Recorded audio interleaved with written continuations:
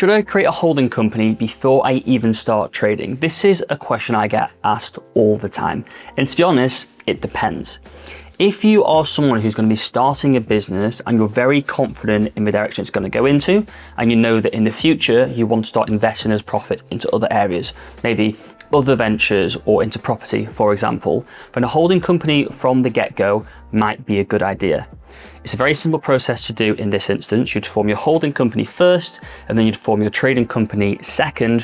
When you form a trading company, you just make sure the holding company is the parent company. Really simple, really cheap to do.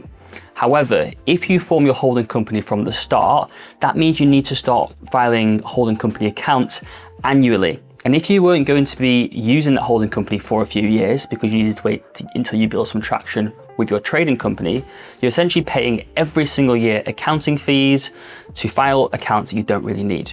Now, on the flip side, if you decided to start with just your trading company from day one because you weren't too sure what's going to happen, and then bring your holding company in the future, it's perfectly doable, but it's quite an expensive process to go through.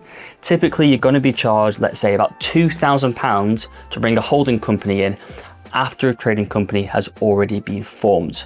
So what you need to do is weigh up the likelihood of the fact of, am I going to need a holding company? And also, what are the costs involved in me having a holding company potentially sat dormant for a few years? Versus, do I want to keep things simple for now, have just my trading company, and then if in the future I do need it, I'll pay the fees in the future.